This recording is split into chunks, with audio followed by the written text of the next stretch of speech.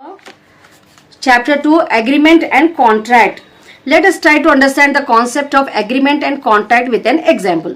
ठीक है, बहुत सारे लोग कंफ्यूज हो जाते हैं एग्रीमेंट और कॉन्ट्रैक्ट के बीच में. ठीक है, now see the example. A and B enters into an agreement. A एक पर्सन है, बी एक पर्सन है, दोनों एक एग्रीमेंट में एंटर हुए. A promise B to sell his house for ₹50,000 and B accept to purchase it for said amount. तो यहाँ पर अपने को एक एग्जाम्पल पे बता रहे कि ए प्रॉमिस करे बी को उनका एक घर सेल करते बोल के 50,000 में, और बी उनके ऑफर को एक्सेप्ट भी कर लिए 50,000 में खरीदने के लिए. From the above situation we can drive the definition of an agreement and contract. Now when A ask B to buy his house for 50,000 is an offer proposal. जब ए अपनी तरफ से बोल रहे कि मैं मेरा घर बेचना चाह रहा हूँ 50,000 में, तो उसको क्या बोलते हैं हम? ऑफर और प्रपोजल बोलते. ठीक है, as the proposal is made by A, जो सेलर रहता उन्हों प्रपोजल बनाना, एंड ए बिकम्स ऑफरर और प्रपोजर बोलते हैं उनको, प्रॉमिसर बोलते हैं अपन यहाँ पर. अब अगर इन बिजनेस लॉ जो भी सेलर है ना, वो सेलर को क्या बोलते हैं हम? Offerer, proposer, promiser. And the proposal is made to B, B is an offeree. B को क्या बोलते हैं? ऑफरी बोलते, प्रॉमिसी बोलते. ठीक है, तो यहाँ पर प्रॉमिसर एक है, ठीक है, ऑफरी एक है, ऑफरर ऑफरी दो जने एक है. ये ऑफर हो रहा will you buy my house बोल के. If B is ready to purchase the offered price 50,000 में, अगर बी खरीदने के लिए रेडी है, he said to be an acceptor promisee.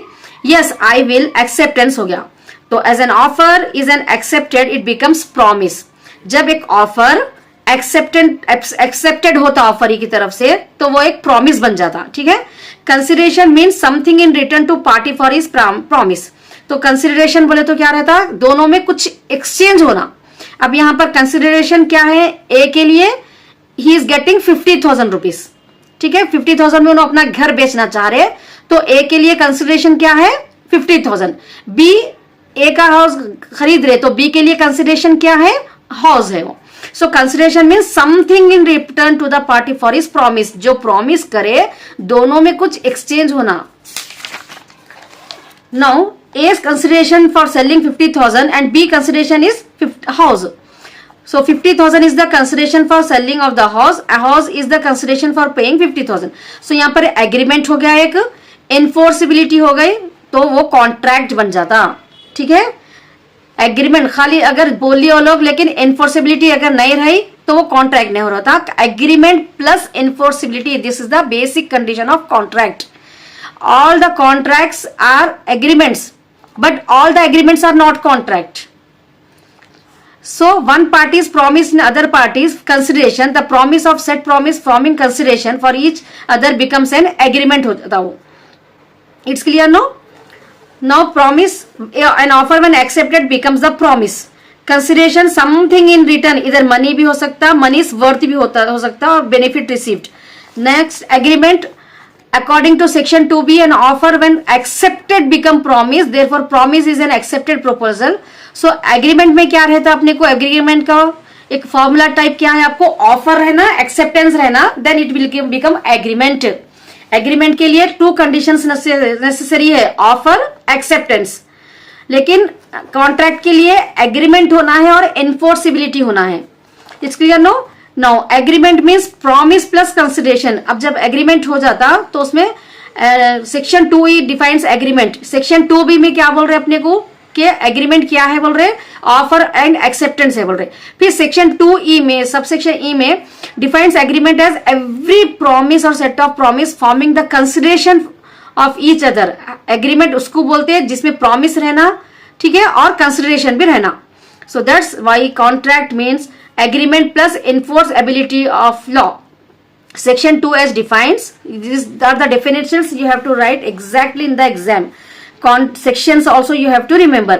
Section 2H defines contract is an agreement which is enforceable by law. Contract एक agreement है जो law में enforceable होता. If agreement is not enforceable by law, it becomes void agreement. वो agreement को क्या बोलते हैं? void agreement बोलते हैं, जो agreement enforceable नहीं होता. Unenforceable means the court can not complete the parties for performance of the contract और अगेंस्ट लॉ। यहाँ पर अनएनफोर्सेबल का मतलब अगर आप कोर्ट को गए तो कोर्ट जो है so can not compel the parties for performance of the contract. That's why all contracts are agreement, but all agreements are not contract. By the above legal statement, it is very clear that all contracts जो भी रहते ना arise by agreement से बनते वो base. But every agreement does not lead to valid contract, as there may be a chance of enforceability of law, wherein it becomes void agreement. Now this is the most important question, essentials of valid contract. Just now we have seen no contract वाले तो क्या रहता है, agreement रहता है, enforceable law रहना। तो भाई valid contract रहने के लिए क्या चीजों की जरूरत पड़ती, ठीक है। The law relating to contract is governed by Indian Contract Act 1872. Contract से related law कौन सा है, Indian Contract Act 1872. It came into from 1st September 1872. It extends to the whole of India except Jammu and Kashmir. The term contract is derived from Latin word contractum. Law contract का term कहाँ से लिए अपन, ये Latin words contractum which means drawn together. क्या है उसका meaning, contract का मतलब drawn together. Now definition, Indian section 2H of the Indian contract defines contract as an agreement enforceable by law is a contract. Indian according to Indian Contract Act.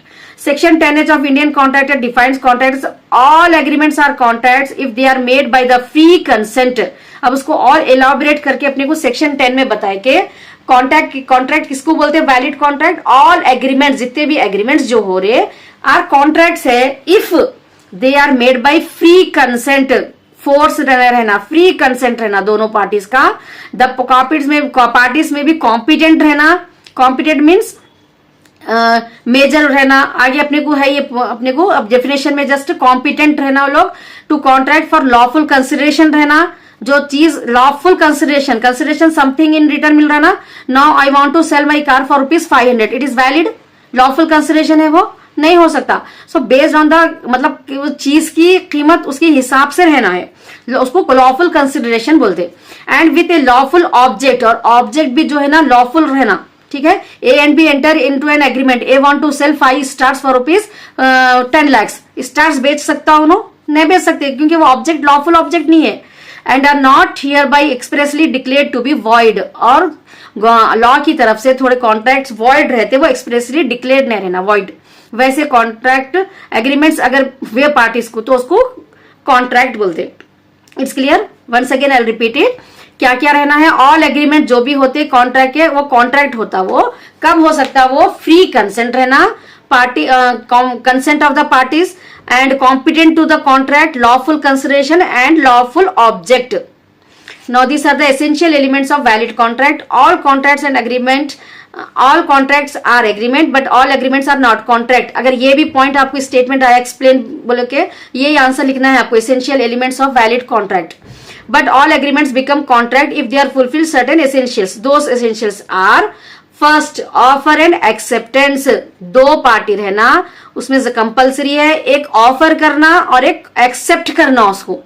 In order to create a valid contract होना है तो अपने को there must be an enforceable agreement रहना। An agreement to be valid an offer by one party must be accepted by the other party. एक party offer करे तो दूसरा पार्टी उसको एक्सेप्ट करना। Offer and acceptance is must to for the essential of a contract. The person who is giving offer is called as offeror, promise प्रोपोजर और promiser, ठीक है। जो पार्टी जो पर्सन गिव कर रहा order, want to sell something और who is receiving offer को जो रिसीव करता है उसको ऑफर ही बोलते, प्रॉमिस ही बोलते एंड प्रोपोज ही बोलते।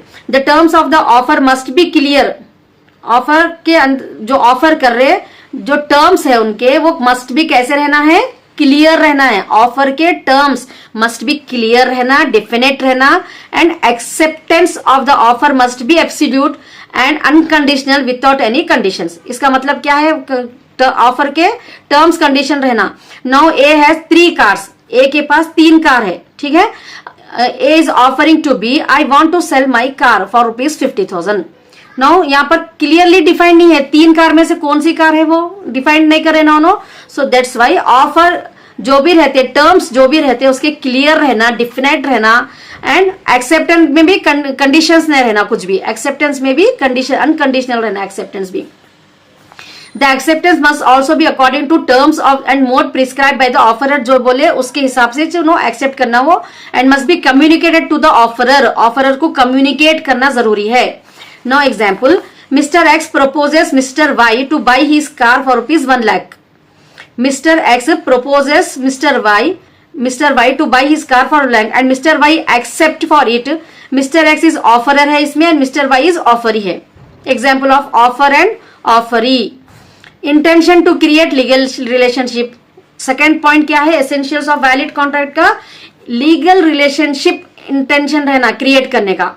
When two parties enter into an agreement, their intention must to create legal relationship between them. If the intention is not create legal relation, no valid contract is formed. ठीक है, legal relation अगर maintain नहीं हुआ तो वो contract valid contract form नहीं होता. Agreement of social, moral, domestic nature के जो रहते हैं do not create legal relationship. ठीक है, therefore they do not give rights to a contract. Inviting a friend for a dinner party, birthday party, social agreement है ये, because it does not creating any legal relationship but not a contract, as there is no intention to create legal relationship. Now intention to create legal relationship से related अपने को ये case है. ठीक है, ये केस अपने को according to answer you have to write down. Balfour versus Balfour. Mister Balfour promise missus Balfour, husband and wife है ये. मिस्टर बल्फर प्रॉमिस करे मिसिस बल्फर को his wife to pay a household allowance £30 every month देते बोल के. Later क्या हुआ? They got divorce and husband fail to pay the amount. Missus Balfour you should for the allowance. अब ये monthly £30 होना बोल के उन्होंने केस करे. The judgement has been held that missus Balfour could not recover as there is no intention to create legal relationship among the parties at the time of promise. Promise करते जब उन लोगों के पास कुछ मतलब they does not create any legal relationship. Offer, promise, जो भी लीगल का उसके कॉन्ट्रैक्ट के जो भी रूल्स है ना वो फुलफिल नहीं हुए थे. जिस जैसे सोशल एग्रीमेंट था हस्बैंड एंड वाइफ के बीच में. सो कोर्ट इसको जो है सो इनको नहीं दिए वो amount. Intention the judgement has been held that missus Balfour could not recover, she could not recover the amount as it does not create a legal relationship among the parties. Next one more case is this, Rose and Frank company versus Crompton Bros, an American company and an English firm which deals in tissue papers enters into an agreement with a clause that this agreement is not entered as a formal or legal agreement. वो लोग वहां पर agreement में बोल रहे हैं कि ये एग्रीमेंट फॉर्मल और लीगल एग्रीमेंट नहीं है and shall not be subject to the legal jurisdiction in the law court. Thus when Rose and Frank company try to show, अब यहाँ पर कुछ मिसअंडरस्टैंडिंग हो गई. जब ये Rose and Frank company try करे शो करने के लिए, मतलब शो मतलब तो यहाँ पर उनके अगेंस्ट यहाँ पर केस करे उन्होंने. It has been held that there was no binding contract between them as there is no intention to create any legal relationship. Clearly ये लोग एग्रीमेंट पे साइन करे कि we are not entering any legal agreement. So ये case नहीं हो सकता क्योंकि यहाँ पर फुलफिल नहीं हो रहा, intention to create legal relationship नहीं हो रहा. Now next third point, consensus ad idem. Consensus ad idem means that the parties to an agreement must have mutual consent. एक दूसरे से बात करना, अंडरस्टैंड होना. That is, they must agree upon the same thing and in the same sense. ठीक है, consensus ad idem बोले तो मैं जो बोलना चाह रही हूँ सामने वाला वो उसको वही पॉइंट ऑफ व्यू को समझना. ठीक है, A want to sell his red car for ₹50,000. Now B is ready to accept his offer to buy his red car, A's red car for ₹50,000. तो यहाँ पर इसको क्या बोलते हैं? कॉन्सियस ad idem बोलते हैं. दोनों का माइंड मैच हो रहा. इनकी ए रेड कार को 50,000 में बेचना चाह रहे और बी जो है सो ए की रेड कार को ही 50,000 में खरीदना चाह रहे. It's clear no? Conscious ad idem means same sense में सेम थिंग अंडरस्टैंड होना दोनों पार्टीज के बीच में. It means that there must be consensus ad idem meeting of minds to form a valid contract. Then the contract will become a valid contract. अब बाद में अगर consensus ad idem नहीं रहा, identity of mind नहीं रही, वहां पर क्लियर नहीं रहा कि रेड कार ही इनको खरीदना है, then what will happen? That contract will become invalid contract. Now example for this, Mr. X goes for an oil store. Mr. X goes for an oil store where the seller has large variety of oils. Oil की shop को गए उन्होंने mister x, वहां पर बहुत सारे variety of oils थे and ask for 1 litre of oil, but actually mister x thinks that he is asking groundnut oil. Mister x groundnut oil अपने माइंड में रखे उन्होंने, वहां पर बोल रहे कि ऑयल होना है 1 litre. Shopkeeper thinks olive oil, thus there is a no consensus ad idem. यहाँ पर आइडेंटिटी ऑफ माइंड नहीं हो रही। It's clear, no? Conscious ad idem means you have to write one example for that. Next, fourth point, capacity of parties, competency. The parties to an agreement must be capable or competent to enter into a contract. Competency means the ability to understand the terms of the contract and take a rational judgment. So next point अपने को capacity of parties and competency. तो parties जो भी enter हो रहे contract में, दोनों party जो कंडीशन जो टर्म्स रहते कॉन्ट्रैक्ट के, वो कम टर्म्स को समझने की कैपेसिटी रहना उन लोगों के अंदर, ठीक है। रैशनल जजमेंट करना कि ये सही है ये गलत है, बल्कि उन लोगों को समझ में आना, वैसा कैपेसिटी रहना पार्टीज की। If the parties are incompetent the agreement is not enforceable by law. अगर पार्टीज इनकॉम्पिटेंट है, मतलब माइनर है समझो, अगर छोटे हैं समझ नहीं आए उन लोगों को, या ड्रंकर्ड है, तो उन लोगों को इनकॉम्पिटेंट बोलते हैं। तो the agreement is not enforceable bye the law. Capacity of parties रहना कंपलसरी है। अगर कैपेसिटी इनकॉम्पिटेंट है पार्टी में जो भी एंटर हो रहे, तो वो इन्फोर्सेबल बाय लॉ नहीं होता वो। तो according to section 11 Indian contract act, every person जो भी एंटर हो रहे कॉम्पिटेंट रहना कॉन्ट्रैक्ट के लिए, एंड मेजॉरिटी ऑफ एज रहना, पर्सन ऑफ साउंड माइंड रहना, साउंड माइंड मीन्स सोच समझने वाले अच्छा से, and is not disqualified by the law, law की तरफ से लोग डिस्क्वालिफाइड नहीं रहना, then any law to which he is a subject. Thus minors person of unsound mind और person disqualified are by law not eligible to enter into a contract. तो capacity of parties में अपने को क्या समझ में आ रहा है कि जो भी दो पार्टीज रहते ना अपने को, उसमें जो है सो माइनर नहीं रहना, पर्सन ऑफ अनसर्ट पागल ऐसा लुनैटिक नहीं रहना कोई भी, और डिस्क्वालिफाइड बाय लॉ नहीं रहना, ये लोग एलिजिबल नहीं है कॉन्ट्रैक्ट में एंटर होने के लिए। अब यहाँ पर अपने को एक एग्जाम्पल है, agreement with minor is void, void रहता है। वॉइड का माने क्या है, इन्फोर्सेबल नहीं होता। कॉन्ट्रैक्ट जो भी रहता वैलिड रहा तो अपन कोर्ट में अगर कोई पार्टी अगर अपने को जो है सो नहीं फुलफिल करे, तो अपन उसको कोर्ट में केस कर सकते। तो वो कोर्ट में केस करने के लिए जो इन्फोर्सेबल बाय लॉ रहता, कौन सा कॉन्ट्रैक्ट रहना पड़ता, वैलिड कॉन्ट्रैक्ट रहना। अगर माइनर के साथ जो कॉन्ट्रैक्ट करते अपन वॉइड कॉन्ट्रैक्ट रहता, वॉइड कॉन्ट्रैक्ट बोले तो जो है सो इन्फोर्सेबल बाय लॉ नहीं होता। विद ए ड्रंकर्ड के साथ भी करे अगर कोई कॉन्ट्रैक्ट, तो वॉइड कॉन्ट्रैक्ट है when he is drunk.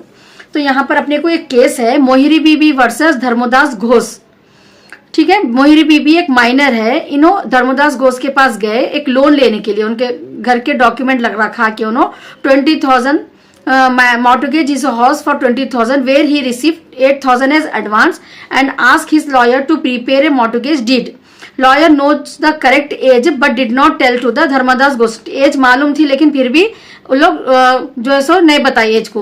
Letter the lawyer advise Dharmdas to collect the money. Dharmdas approach to Mohiri Bibi and his mother for the amount, जो रिमेनिंग अमाउंट था उसके लिए उन्होंने अप्रोच हुए। तो उनके मोहिरी बीबी की मदर क्या बोले, बॉट केस कर दिए धर्मदास के ऊपर के ये इसको कैंसिल कर दो ये मॉर्गेज डीड को, क्योंकि ये एग्रीमेंट जो है सो एक माइनर के साथ हुआ। माइनर के साथ जो भी एग्रीमेंट होता वो एग्रीमेंट वॉइड एग्रीमेंट रहता।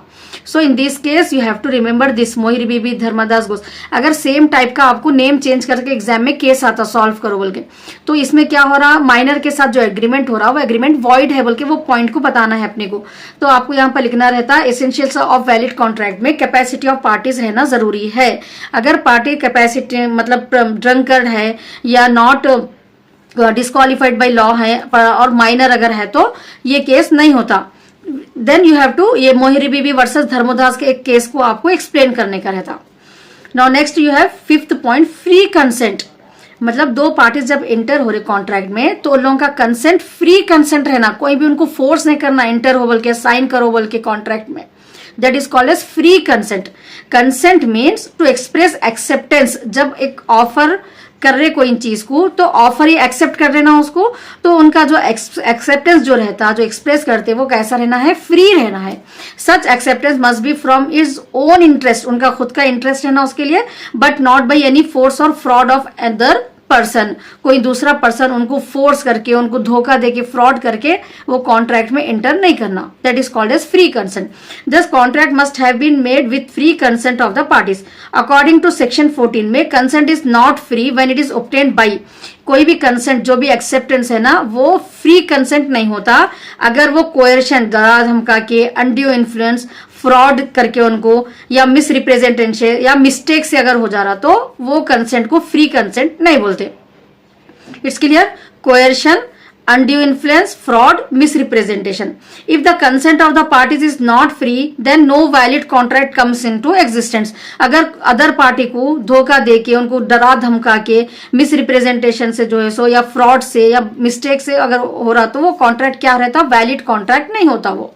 यहाँ पर अपने को ये फ्री कंसेंट के रिलेटेड भी एक केस है. यहाँ पर अमीर राजू वर्सेस शेषम्मा और Chikkam, Amiraju versus Chikkam Sheshamma. In this case, Sheshamma's husband and Amiraju were brothers. Sheshamma's के हस्बैंड और अमीराजू वर ब्रदर्स है. ये केस में Amiraju executed a mortgage deed in favour of his brother and obtain money from his brother. Brother के पास से उन्होंने कुछ मॉर्गेज डीड को वो करके पैसे लिए. Where later he fail to pay his amount to his brother. उसके बाद उन्होंने वो अमाउंट नहीं पे कर सके. So Sheshamma's husband, out of love and affection, wanted to set aside the mortgage for which his wife Sheshamma and his son did not agree. So Sheshamma's husband threatened to commit suicide if they do not execute a deed in favor of releasing his brother from mortgage. तो यहाँ पर mortgage की जो property है उससे उन्होंने free कर देना चाह रहे थे उनके भाई को, लेकिन यहाँ पर इन लोग साइन नहीं कर रहे थे, ये शेषम्मा और उनके बेटे.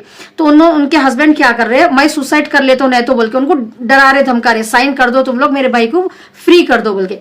ये तो उन लोग क्या करे, as a threatened they have sign कर दिया वो डॉक्यूमेंट पे. But later Sheshamma's claim that the properties were their properties and their consent was not free consent नहीं था बल्कि उन्होंने while executing the bond. So it was held that their consent was obtained by coercion. इसको ऐसा डरा धमका के जो बोलते हैं ना, इसको coercion बोलते. The release deed is voidable. तो वो voidable केस होता. वो voidable केस बोले तो ये शेषम्मा जो साइन करे ना, इन्हों कोर्ट में जाके उनके अगेंस्ट, उनके ब्रदर के अगेंस्ट केस कर सकते. Next 6th point, consideration. Consideration in Latin quid pro क्यो. ये आपको शॉर्ट में भी आ सकता. क्विड प्रो क्यो मीन समथिंग इन रिटर्न. मतलब जब दो पार्टीज कॉन्ट्रैक्ट में एंटर हो रहे, एक पार्टी कुछ दे रहे तो दूसरी पार्टी कुछ देना रिटर्न में, समथिंग इन रिटर्न रहना. Now I want to sell my pencil to you. मैं आपको ये पेंसिल पे बेचना चाह रही हूँ एट ₹50. तो मेरे लिए ₹50 कंसिडरेशन है. तो आपको ₹50 मेरे को दे रहे बोल के बदले में क्या मिलना, आपको पेंसिल मिलना. So this is called as consideration. आपको भी कुछ मिलना, मेरे को भी कुछ मिलना. दो पार्टी जो भी कॉन्ट्रैक्ट में एंटर हो रहे, उन लोग समथिंग इन रिटर्न रहना, दोनों को बदले में कुछ मिलना. According to section 25, every agreement must be supported by consideration. जो भी एग्रीमेंट रहता वो कंसिडरेशन के साथ में रहना. So agreement without consideration is void. अगर consideration without agreement without consideration अगर है तो वो भी वॉइड हो जाता, उसके not enforceable by law. Void means you are understanding no. With the case the agreement the contract which is not enforceable by law is called as void agreement और void contract. जो कानून के सामने enforce नहीं हो सकता, that is not enforceable by law. Consideration need not be adequate, but it should be some value in the eyes of law. Consideration need not be adequate नहीं रहना. जैसा कि अगर मैं एक कार बेच रही हूँ आपको, तो कितने में एक कार का minimum value 50,000 like that should be there. No, मैं 500 में कार बेच रही हूँ अगर आपको, तो वो एडिक्वेट कंसिडरेशन नहीं होना था. आइस ऑफ लॉ के सामने उसका कुछ रहना, वैल्यू रहना. For business law, next chapter, offer and acceptance. Today I am discussing essentials of a valid offer. In the first class, in the previous class already I have discussed regarding the valid essentials of a valid contract. So you know, no, offer must be there for a valid contract. So now essentials of a valid offer. Offer के भी कुछ essentials रहते. The person who want to sell his product, he is making the offer, he has to follow certain rules. So the following are the legal rules for a valid offer. वो offer को valid offer बोलने के लिए कुछ essentials है, कुछ rules है, ठीक है। So it must be capable of creating legal relationship. Offer जब अपन कर रहे हैं तो कुछ लीगल रिलेशनशिप रहना उसके लिए। Offer must be certain, definite and not vague. It must be communicated to the offer, communicated to the offer. Offer must be made with a view to obtain the assent of the other party. Offer may be conditional. Offer should not contain a term non-compliance of which would amount to acceptance. An invitation to offer is not an offer. So these are the 7 points you have to write for the essentials of a valid offer. Now we'll discuss. It must be capable of creating legal relationship. The first point of a valid offer is it must be capable of creating legal relationship. Now I am entering into an agreement. I am making an offer. So my intention should be what? It should be to create a legal relationship with the offeree. The intention of the person making the offer must to be create legal relationship, otherwise it will not result in a valid contract even it is accepted. Now I am making an offer to my friend that I am inviting her to on my birthday party. ठीक है, वो लोग accept, मैं offer करी, उन्होंने accept भी कर लिए मेरे इन्विटेशन को, लेकिन ये ऑफर एक वैलिड ऑफर नहीं होता। According to law it is not, it is just a social invitation, क्योंकि यहाँ पर लीगल रिलेशनशिप नहीं एग्जिस्ट हो रही। It's clear, it does not creating legal relationship. तो ऑफर बोले तो क्या रहना है अपने को, लीगल रिलेशनशिप एग्जिस्ट होना है। इवन दो एक्सेप्टेड हो गया अभी तो वो वैलिड कॉन्ट्रैक्ट नहीं होता। An offer must impose some legal duty रहना on the party making it. If such offer is accepted by the other party, that is an offer must be such that when accepted it must create a valid contract. Offer ऐसा रहना जब वो accept हुआ तो एक valid contract बनना वो। An offer for social or moral act के लिए जो रहता वो offer नहीं होता। Just now I have given one example of invitation to my friend on a birthday party. You know, that is a social or moral offer.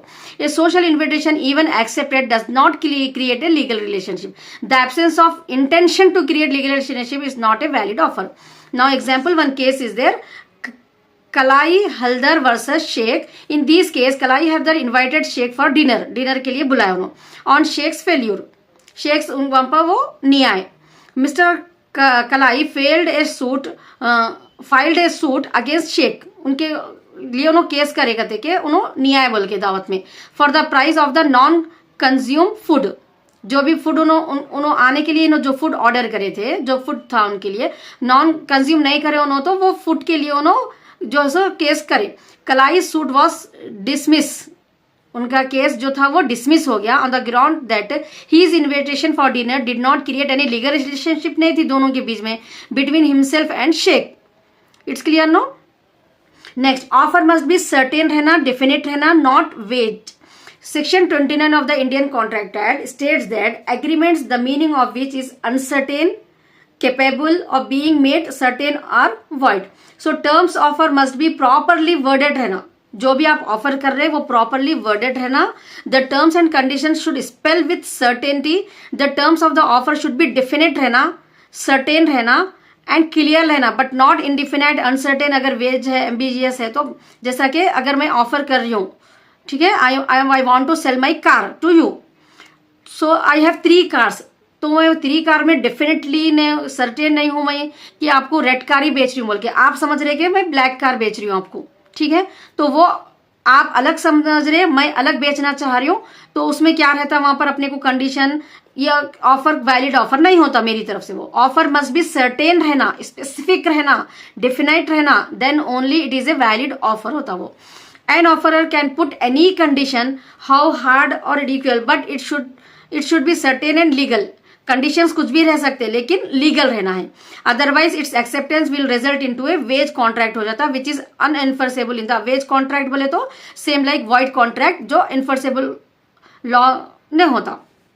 यहाँ पर एक केस है इसके लिए, Taylor versus Portington. In this case Taylor is the plaintiff and Portington is the defendant. Taylor promise to take mister Portington house on lease, lease पे उनका घर लेते बोले थे उन्होंने। टेलर प्रॉमिस टू टेक लेते बोले उन्होंने mister Portington house on lease for a period of 3 years if it is thoroughly repaired करे and drawing rooms and decorated according to the present style it was held that the agreement is not enforceable as the terms of the offer are too vague, unclear and uncertain. तो ये case में जो घर लेते बोले वो case जो है सो डिसमिस हो गया क्योंकि इसके अंदर जो कंडीशंस है वो कंडीशंस क्या है, बहुत अनसर्टेन है, क्लियर नहीं है. आजकल जो मॉडर्न चल रहा है उसके हिसाब से उन्होंने डेकोरेशन ड्राइंग रूम डेकोरेट करो बोल रहे उन्होंने, रिपेयर करो बोल रहे, थरोरी इतने कंडीशंस रख रहे उन्होंने सारे, वो जो सूट नहीं होते. सो टेलर का जो भी केस था ये डिसमिस हो गया. Next third point, it must be communicated to the offeree. आप जिसको ऑफर कर रहे वो ऑफरी से कम्युनिकेट करना, then only it become a valid offer. Now I want to sell my car to you but I am not communicating to you. I am communicating with your brother. So it is not a valid offer. It must be communicated to the offeree. If you want to purchase the car, then I should communicate to you only. That is the point. It must be communicated to the offeree. According to Section 4 of the Indian Contract Act, an offer is communicated to the person to whom it made. आप जिसके साथ ये contract करना चाह रहे आप उनसे communicate करना है. वो पर्सन को क्या बोलते हैं, ऑफरी बोलते हैं.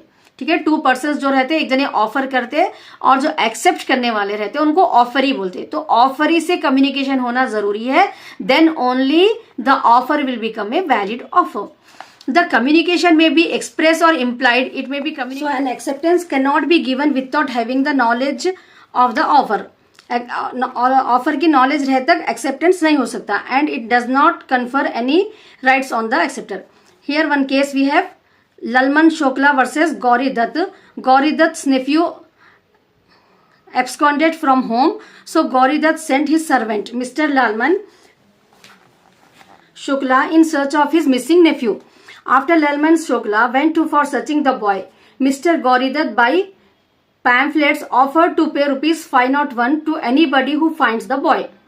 तो यहाँ पर क्या हो रहा, ये ललमन शुक्ला गौरी दत्त एक जो है सो एम्प्लॉयर है नो, सर्वेंट है उनके. तो यहाँ पर गौरी दत्त नेफ्यू जो है सो गुम गए. तो उन्होंने बोल रहे कि जो भी लाए उनके लिए ₹501 देते. ये पैम्फलेट्स के थ्रू हुआ. लेकिन Shukla went for searching the boy. जो लालमन शुक्ला है जो सर्वेंट है उन्होंने ऑलरेडी चले गए, उनसे कम्युनिकेट नहीं हुई वो बात. But Lalman Shukla who is unaware of the offer, वो ऑफर के बारे में मालूम नहीं है उनको, found the boy handed over it to this master. Later come to know about the reward के बारे में जब उनको मालूम हुआ तो उन्होंने क्लेम करे for reward in this case against Gauri Dutt, उनके जो है एम्प्लॉयर को. It was held that the Lalman Shukla will not get any reward on the ground that offer reward was not communicated to the offeree. इनको ऑफरी जो है जो ढूंढ के लाए इनको जो है सो कम्युनिकेट डायरेक्टली नहीं हुआ था कि अगर आप ढूंढ के लाए तो आपको ₹501 मिलते बोल के. उन्होंने ढूंढने जाने के बाद में ये जो है सो पैम्फलेट के थ्रू बोले ये. ठीक है, तो उन्होंने ये केस नहीं कर सकते उनके मास्टर के लिए. Next, offer must be made with a view to obtain the assent of the other party. Offer must be made with a view. I want to sell my pencil. तो मैं यहाँ पर अपने को ये जो भी ऑफर कर रहे हैं उसमें असेंट होना है अदर पार्टी का, whether they are ready to purchase or not, whether you want to purchase this pencil from me or not. Then only अगर असेंट रहा तो ही वो ऑफर एक वैलिड ऑफर होता. Offerer should have an intention to obtain the consent of the offeree. Consent होना जरूरी है offeree का. A mere statement of intention does not constitute of binding promise नहीं होता, वो खाली जस्ट ऐसी statement even though a person on whom it made acts upon in. An offer is different from mere expressions of the intention. For example, if Reficus, a father who wrote to his would-be son-in-law that his daughter would have a share of whatever he had left, held that it was merely a statement of intention and not a valid offer. तो यहाँ पर just to know बोल रहे अपने के सन in law होने वाले would be को कि यहाँ मेरी जो भी प्रॉपर्टी रहती वो मेरे डॉटर की होती. So it is not a valid offer, just एक स्टेटमेंट है ये. An offer made without having, क्योंकि यहाँ पर इंटेंशन नहीं पूछ रहे, टू गेट एक्सेप्टेंस के लिए, is not an offer. A quotation of price is not an offer but an invitation to customer to offer to buy. Quotations जो रहते हैं ना प्राइजेस के, वो भी जो है so is not an offer नहीं रहता वो, but invitation to a customer रहता, to offer to by.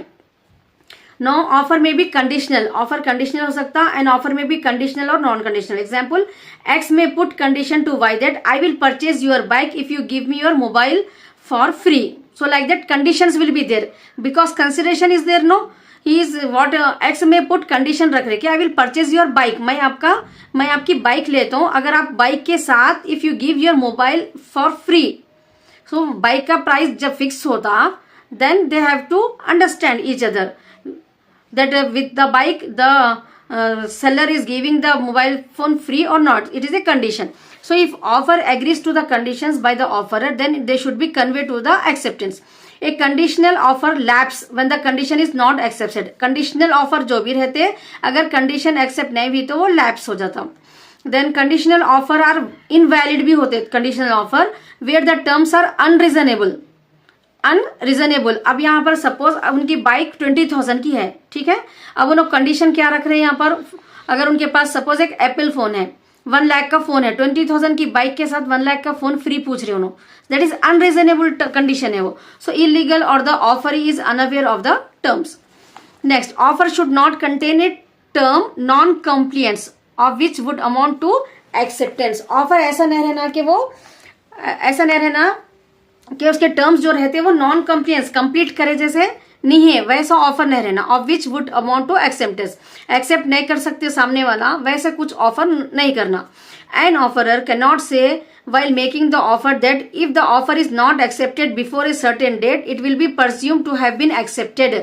Offer should not contain a term of not compliance. That means यहाँ पर अपन ऑफर कर रहे हैं और बोल रहे हैं कि अगर आप 5 डेज में इसको एक्सेप्ट नहीं करें तो हम समझते कि मतलब नहीं भी कम्युनिकेट करें तो हम समझते कि आप एक्सेप्ट कर लिए. So the party to whom the offer has been made is not bound to communicate if he is not willing to accept the offer. If the offeree does not communicate, the offer cannot be assumed to be accepted. जब तक offeree communicate नहीं करते कि मैं accept करा बोल के, जब तक वो ऑफर एक्सेप्टेड नहीं होता. Example, A writes to B, I offer to sell my house for ₹40,000. If I do not receive a reply by Monday, अगर मेरे को मंडे तक रिप्लाई नहीं आया, I shall assume that you have accepted the offer. तो मतलब you are ready to purchase my house. There will be no contract. ये contract ही नहीं होता because if it is does not reply, अगर reply नहीं आया तो ये कॉन्ट्रैक्ट नहीं हो सकता क्योंकि ऑफर ही कम्युनिकेट करना जरूरी है. Next, an invitation to offer is and not an offer. जो भी अपने को प्राइजेस रहते ना, कैटलॉग जो प्राइजेस जो रहते वो इन्विटेशन टू ऑफर रहते, ऑफर नहीं रहता वो, ठीक है.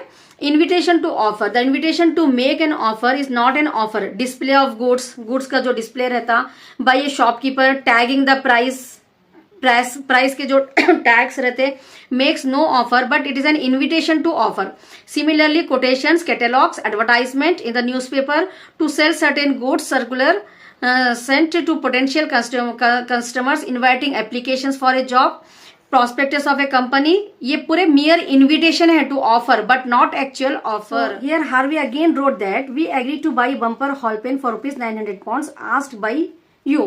So Facey did not reply to it, but Harvey filed a case against Facey for specific performance. It has been held that Harvey in first letter asked 2 questions. Firstly, will you sell us bumper hall pen? And secondly, telegraph lower cash price. Where Facey replied to only second question, which is an invitation to the offer but not a valid offer. So this is a invalid contract, invalid offer it is. It's clear, no? Harvey versus Facey. This is the case where Mr. Harvey wanted to purchase bumper hall pen from Facey and inquired through telegraph. 2 questions he asked, but he get a reply of 1 question only. So Facey did not reply to it, but Harvey filed a case against Facey. So it is not a specific performance. Unit 1, Indian Contract Act. Introduction to Law, Chapter 1. Law and need for law. Law is the body of principles recognized and applied by the state in the administration of justice. Law क्या है? Law एक body है जो principles recognise and applied करते हो लोग state के in the administration of the justice के लिए, ठीक है। Law is a set of rules, law क्या रहता है, एक सेट ऑफ रूल्स रहता। Law are created and implemented by the government, law को कौन क्रिएट करते, कौन बनाते, लॉ को गवर्नमेंट बनाती है, और इम्प्लीमेंट भी वो लोग ही करते हैं। किस लिए बनाए ये law, to control and regulate the conduct of the people, ठीक है। अब अपने को ट्रैफिक के रूल्स रहते ना, वो भी एक लॉ है, तो कौन बनाए, वो गवर्नमेंट बनाए, क्या के लिए, रेगुलेट करने के लिए। अगर ट्रैफिक रूल्स अगर नहीं रहे, कई एक्सीडेंट्स हो जाते। So to safeguard the peace life of the people, लोगों की लाइफ अच्छा पीसली गुजरना बोल के, सोसाइटी के अंदर अच्छा रहना, इसलिए लॉ बनाया, और उनकी प्रॉपर्टी को। सोशियो इकोनॉमिक इम्बैलेंस रहना लोगों सोसाइटी में can be eliminated by implementation of laws and achieve justice. Social economic imbalance in the society can be eliminated by implementation of laws and achieving justice, peaceful living and society में peaceful living होना बोल के। Now next, need for the knowledge of law, ये एक every person should know the law to which he is subject to, ठीक है। हर person को जो है ना एक लॉ मालूम रहना जिससे वो जुड़े हुआ है। द लैटिन फ्रेज में एक word ignorantia juris non excusat, which means that one cannot escape saying that he does not know that such a rule in there। ये एक लैटिन वर्ड है, फ्रेज है ये, इग्नोरेंशिया जुरिस नॉन एक्सक्यूसेड। इसका मतलब क्या है कि कोई भी जो भी गवर्नमेंट के रूल्स रहते हैं उससे बच नहीं सकता। मेरे को ये नहीं मालूम था बोल के लोग नहीं बोल सकते, ठीक है। ग्रीन लाइट आ गई तो जाना है, रेड लाइट आई तो स्टॉप होना है ना, रेड लाइट आई तो भी एक जने चले गए, अब उनको पकड़े तो नहीं, मेरे को नहीं मालूम था, तो वो एक्सक्यूज नहीं रहता। Example, if X is caught travelling in a train without ticket, ठीक है। एक्स को पकड़े एक ट्रेन में और उनके पास टिकट ही नहीं है, he can not plead that he was not aware of the rule. अब उन्होंने बोल रहे कि मेरे को रूल ही नहीं मालूम था, ट्रेन में बैठे तो टिकट लेना है क्या, मेरे को रूल ही नहीं मालूम था बोल रहे नो। सो वैसा उसको एक्सक्यूज नहीं रहता, he may not be excuse for that. Now there are several branches of law, this are international law. अगर अपने को एक कंट्री से दूसरी कंट्री से रिलेशन करना है तो इंटर होना है, पासपोर्ट जैसा जरूरी रहता, कुछ लीगल फॉर्मेलिटीज रहते हैं ना, that law is international law. International law is the set of rules रहते हैं, एग्रीमेंट्स रहते हैं, ट्रीटीज रहते हैं, that are binding between countries, that government have to how countries interact with each other. हर एक कंट्री दूसरी कंट्री से कैसा इंटरैक्ट होना, उसके लिए क्या क्या रहते हैं, कुछ सेट ऑफ रूल्स रहते हैं, एग्रीमेंट्स रहते हैं, ट्रीटीज रहते हैं, जो दो 2 and more कंट्रीज को बॉन्ड करके रखते। Private international law which deals with controversies between private entities like people company which have a significant relationship to more than one country. और जो है सो पब्लिक इंटरनेशनल लॉ एक रहता है which deals with the concern and controversies related to relationship with the other countries. अगर directly आप private international तो एक पर्टिकुलर एक कंट्री से अगर आप रिलेशन मेंटेन कर रहे हैं तो प्राइवेट इंटरनेशनल लॉ। अगर आप 2 और मोर कंट्रीज से जो है सो रिलेशन मेंटेन कर रहे हैं तो public international law. Next we have constitutional law. Constitutional law तो हर कंट्री में एक कॉन्स्टिट्यूशन रहता है, सिविक्स में पढ़े ना आप लोग। Constitution A set of rules and regulations governed bye the government. एक कॉन्स्टिट्यूशन क्या है, पूरा एक रूल्स रहता कि गवर्नमेंट को कैसा चलाना, कैसे फॉलो करना। So constitution law deals with the study of practice of the principle set forth by any country's constitution. हर कंट्री के कॉन्स्टिट्यूशन का जो सेट फोर्थ है उसके हिसाब से वो काम करना रहता है। It let down and guides the duties and powers क्या रहते हैं, गवर्नमेंट के सेट रहता है उसके अंदर, and the duties and rights of the citizen का एंड रेसिडेंट्स का। Next we have criminal law.